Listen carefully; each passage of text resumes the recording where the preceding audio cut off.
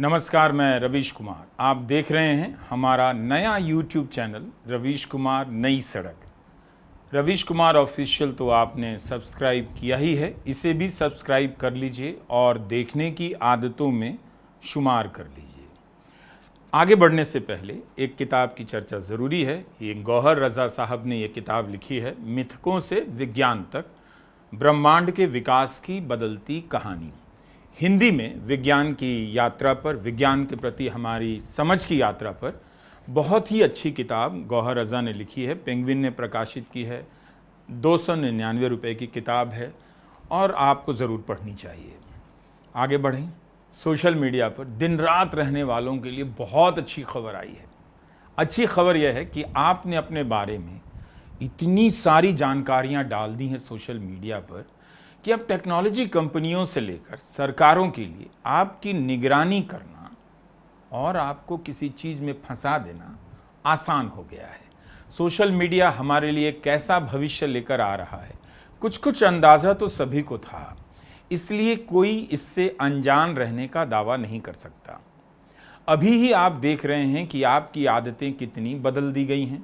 किसी बात पर ध्यान रहता नहीं, टिकता नहीं, लेकिन यह क्यों किया जा रहा है, ये कैसे हो गया और इसके बाद क्या होगा। सोशल मीडिया और स्मार्टफोन के कारण आपकी आदत में जो बदलाव हो रहा है, कभी आपने नोट किया ठीक वैसा ही बदलाव बाकी लोगों में भी हो रहा है। तो एक ही तरह का बिगाड़ हर तरफ क्यों दिखाई दे रहा है? क्या ऐसा हो सकता है कि स्मार्टफोन और सोशल मीडिया ने पहले से ही तय कर लिया हो, ऐसी टेक्नोलॉजी डिज़ाइन की हो, टेक्नोलॉजी को इस तरह से डिज़ाइन किया हो कि आपकी, हमारी सबकी आदत एक तरह से बदल रही हो। उनकी योजना के अनुसार ही हमारी आदतें बदल रही हैं। मतलब आप बातें सुनना छोड़कर, ध्यान से सुनना छोड़कर रील देखने लग जाते हैं। यह रील अपलोड करने वाले प्लेटफॉर्म की भी योजना हो सकती है कि आप इसी तरह से करें, आपका ध्यान पल पल क्षण क्षण में बढ़ता जाए, संकुचित होता जाए। उन्होंने पहले यह सोच लिया होगा कि आपको इसी तरह से बदलना है और आप ठीक उसी तरह से बदल रहे हैं। इसलिए हमें सोचना चाहिए कि ऐसा क्यों हो रहा है, इसका परिणाम किसके पक्ष में होगा, आपके या सोशल मीडिया चलाने वाली टेक कंपनियों के। बारी तो सबकी आएगी, लेकिन जब तक आपकी बारी नहीं आएगी तब तक आपको क्या, किसी को भी लगेगा कि आपकी बारी नहीं आएगी, उसकी बारी आई थी। निगरानी देखिए दुनिया भर में बढ़ने लगी है। अमेरिका की एक मिशिगन यूनिवर्सिटी है, उसके बारे में खबर छपी है कि इस यूनिवर्सिटी ने छात्रों की निगरानी के लिए प्राइवेट जासूस की सेवा ली है। ऐसे छात्रों की निगरानी के लिए जो गजा में हो रहे नरसंहार का विरोध कर रहे हैं। लेकिन यह काम तो दूसरे मामलों में भी किया जा सकता होगा। भारत में भी हो सकता है कि यूनिवर्सिटी अपने छात्रों के सोशल मीडिया पेज की निगरानी शुरू कर दे। शुरू हो भी चुकी हो। छात्र कहाँ जा रहे हैं, किससे मिल रहे हैं, इसका पता और हिसाब कोई रख रहा हो, इसकी रिकॉर्डिंग कोई कर रहा हो। गार्डियन अखबार ने जो खबर छापी है उससे अब यही मतलब निकलता है। खबर का डिटेल पढ़कर हैरान रह गया। एक छात्र को कार से ही कुचलने की कोशिश की गई, सामने से धमकी दी जाती है। यूनिवर्सिटी के रिकॉर्ड से पता चलता है कि $8 लाख की राशि खर्च की गई है इस काम पर। सोचिए, 6-7 करोड़ रुपए जासूस के रूप में गुंडे हायर किए गए, उस पर खर्च किए जा रहे हैं। अमेरिका की एक यूनिवर्सिटी कर रही है, पता नहीं कितनी और यूनिवर्सिटियां ये काम कर रही हैं। बात केवल फिलिस्तीन के समर्थन की नहीं है, बात आपकी भी तो है। बहुत से मुद्दे होते हैं, होंगे भी, होने भी चाहिए, जिन्हें लेकर छात्र यूनिवर्सिटी में बोलेंगे, लड़ेंगे, और बोलना भी चाहिए, लड़ना भी चाहिए। तो क्या उनकी इस हद तक निगरानी की जाएगी और उनके पीछे गुंडे, जासूस लगा दिए जाएंगे? अगर आप ऐसा चाहते हैं तो आपको अपनी समझ बेहतर करनी चाहिए। आपको अंदाज़ा नहीं कि इन बातों का क्या मतलब है। इस मामले में यूनिवर्सिटी ऑफ मिशिगन का जवाब भी देखिए। यूनिवर्सिटी कहती है कि कोई जांच कर रहा है, इसे लेकर किसी ने शिकायत नहीं की और किसी के विचारों पर नज़र रखने के आधार पर सुरक्षा के कदम नहीं उठाए जाते हैं। वाह, गार्डियन अखबार लिखता है कि यूनिवर्सिटी ने जासूसों की सेवा लेने और निगरानी की बात से इनकार भी नहीं किया। अखबार लिखता है कि अंडर कवर एजेंट से जो जानकारी मिलती है उसके आधार पर छात्रों के खिलाफ अनुशासनात्मक कार्रवाई की जाती है, डिसिप्लिनरी एक्शन लिए जाते हैं। सोशल मीडिया का मतलब बहुत व्यापक हो चुका है। इसमें केवल फेसबुक और इंस्टाग्राम नहीं है, यूट्यूब ही नहीं है, इसमें ऑनलाइन फ्रॉड भी शामिल है। तरह तरह के ऑनलाइन फ्रॉड हैं और अब फ्रॉड किया जा सके, फ्रॉड करना आसान हो, इसके लिए भी डीप फेक की टेक्नोलॉजी आपको दे दी गई है। मुझे तो लगता है कि डीप फेक की टेक्नोलॉजी इसलिए दी गई है कि अब लोगों को जो घर में बैठे हैं उन्हें फ्रॉड बनने के लिए, फ्रॉड करने के लिए, दूसरों के साथ हेरा फेरी करने के लिए उकसाया जाए। वे किसी का वीडियो, फोटो यूज़ कर कुछ भी बना दें।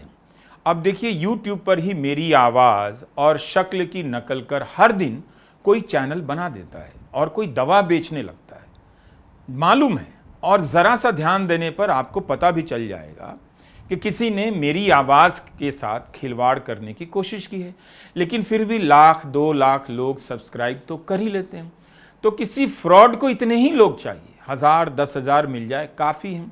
लेकिन मेरी आवाज़ और चेहरे की नकल कर जिन लोगों ने चैनल बनाए उसे 2-2 लाख 3-3 लाख लोग फॉलो कर लेते हैं, सब्सक्राइब कर लेते हैं। तो यह सब संभव है कैसे? क्योंकि टेक्नोलॉजी कंपनी ने आपको यह टूल, उपकरण दिया है कि आप बैठे बैठे ये फ्रॉड कीजिए। आज तो पता भी चल जा रहा है कि नकल है, लेकिन आने वाले समय में मुश्किल हो जाएगा पता करना, शायद साबित करना भी नकल है या असल है। कई देशों में कानून बन रहा है कि अगर आप बिना किसी की सहमति के किसी की आवाज़ की नकल कर, चेहरे की नकल कर डीप फेक वीडियो बनाते हैं, जैसा कि मेरे केस में कुछ लोगों ने मेरे नाम से, मेरी आवाज़ और चेहरे की नकल से वीडियो चैनल बना लिए हैं, तो ऐसा करना अपराध माना जाएगा और ऐसा जो भी कर रहा है नैतिक रूप से भी गलत कर रहा है। आप अपने नाम से, अपने चेहरे से वीडियो बनाइए, जो कहना है अपनी जिम्मेदारी के साथ पेश कीजिए। आप मेरी आवाज़ और मेरे चेहरे का इस्तेमाल क्यों कर रहे हैं? ये अभिव्यक्ति की स्वतंत्रता नहीं है, ये एक फ्रॉड काम है, क्योंकि इसी टेक्नोलॉजी से कुछ लोग हम जैसे लोगों की आवाज़ का इस्तेमाल कर नकली दवाएं बेच देते हैं, लोगों को ठग लेते हैं, गंभीर बीमारियों को दूर करने का दावा करते हैं, उनसे पैसे ऐंठ लेते हैं। तो दोनों में कोई अंतर नहीं है। अमेरिका में ऐसा कानून है और ऐसा करने वालों को 3 साल की सज़ा हो सकती है। ऑस्ट्रेलिया में पढ़ा कि 7 साल की सज़ा है।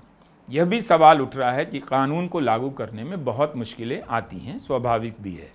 भारत में डीप फेक को लेकर अलग से कोई कानून नहीं बना है, लेकिन जो मौजूदा कानून हैं उनके प्रावधानों के तहत नकल के जरिए धंधा करने वालों को सज़ा मिल सकती है। तो निगरानी के साथ साथ सरकार, यूनिवर्सिटी आप पर निगरानी कर रही है, यह भी एक किस्म का नैतिक अपराध है। और आप अपराध कर सकें इसलिए आपको डीप फेक और इस तरह की टेक्नोलॉजी दी जा रही है, ऑनलाइन फ्रॉड का तरीका बताया जा रहा है। आपको पता ही होगा कि भारत में 2024-25 में 36,000 करोड़ रुपए से अधिक का ऑनलाइन फ्रॉड हुआ है। सोचिए, जिनका पैसा उड़ाया जाता है वो किस लंबी लड़ाई में फंस जाते होंगे। कभी पता तो कीजिए, थाना पुलिस करते करते थक जाते होंगे। इतनी आसानी से पैसा मिलता भी नहीं, गैंग पर गैंग खुलते चले जा रहे हैं। पैसा उड़ाना पहले से आसान है, इन्हें ख़त्म क्यों नहीं किया जा रहा है, रोका क्यों नहीं जा रहा?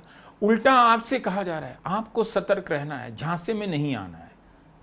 हम किस किस से बचेंगे और कब तक बचेंगे?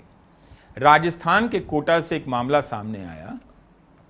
ICICI बैंक की रिलेशनशिप मैनेजर गिरफ्तार हुई हैं। साक्षी गुप्ता ने कथित रूप से 100 से अधिक खातों से पैसे निकाले, शेयर बाजार में लगा दिए। बताया जाता है, मीडिया रिपोर्ट के अनुसार 4.5 करोड़ रुपए से अधिक की रकम उन्होंने निकाल ली और शेयर बाजार में लगा दिया।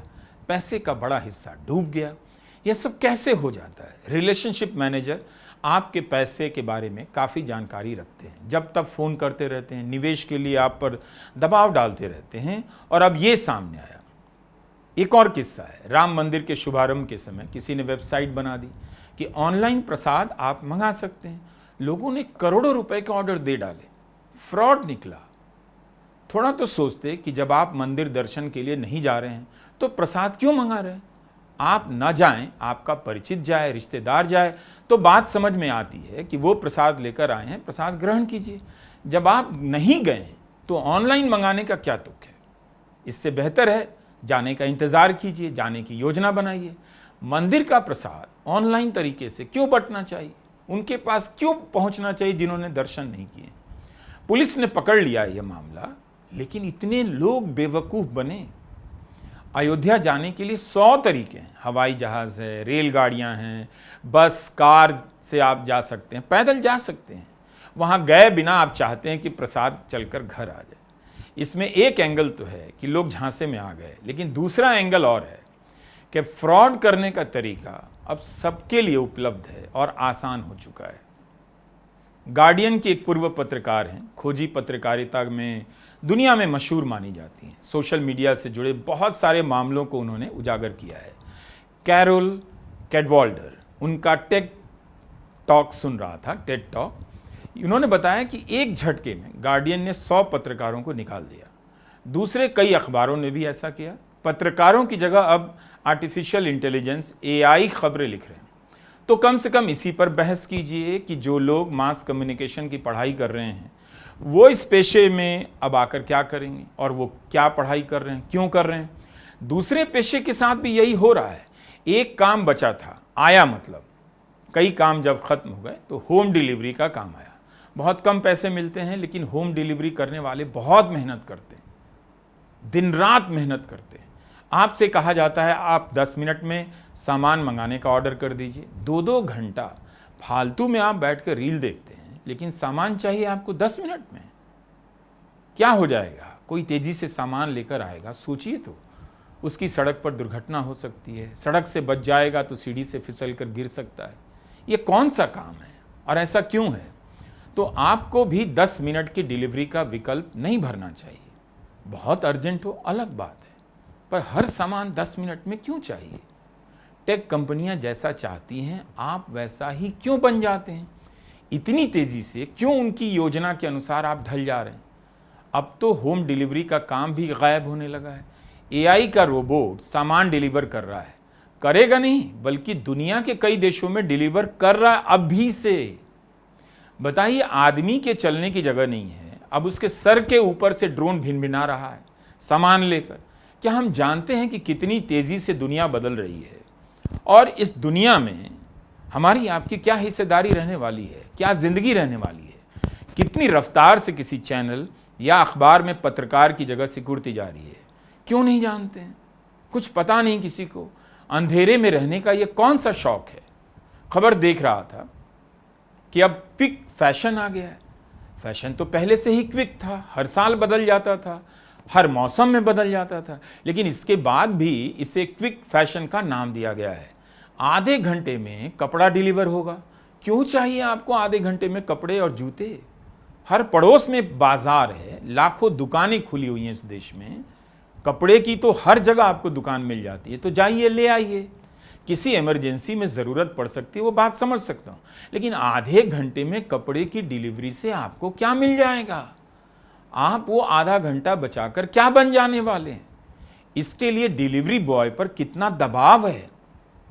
क्या आपको यह बताया जाता है कि आप आधे घंटे में कपड़ा मंगाएंगे तो डिलीवरी बॉय को 10 रुपये की जगह 100 रुपये मिलेगा। ऐसा तो उसके साथ हो नहीं रहा। वो समय पर नहीं पहुंचाएगा तो उसका पैसा भी काट लिया जाता है, और इसकी वजह से सड़कों पर दुर्घटनाएं होने लग गई हैं, लग जाएंगी। तो ये ऑनलाइन प्लेटफॉर्म हमारे लिए सुविधाएं लेकर आ रही हैं या कुछ लोगों के लिए जानलेवा होती जा रही हैं। पता चला कि सारा देश इसी में लगा है। दुकान में ही सामान क्यों आए, सीधे फैक्ट्री से फिर माल उठाकर डिलीवरी करा लीजिए। डिलीवरी बॉय की दुर्घटना हो रही है तो आपको देखना है कि हो क्या रहा है आपके आसपास। कैरोल कैडवाल्डर का टेड टॉक जरूर सुनिएगा, यूट्यूब पर मौजूद है। इस टॉक के आखिर में बताती हैं कि चैट GPT ने उनकी शैली में टेड टॉक का पूरा लेक्चर ही तैयार कर दिया। इसकी क्या ज़रूरत थी दुनिया को, ज़रा इस पर भी सोचिए। क्या इससे किसी का काम आसान होना है। जब चैट GPT ही सब तैयार कर देगा तो उस आदमी को बोलने के लिए क्यों बुला रहे हो। इसका मतलब है इस तरह की सुविधाएं बांट कर फ्री में इनका वितरण कर आने वाले बड़े खतरे पर पर्दा डाला गया है। होता है ना, पहले फ्री में इंटरनेट कनेक्शन बांटा जाता है, फिर यह तय किया जाता है कि किसका वीडियो दिखेगा किसका नहीं।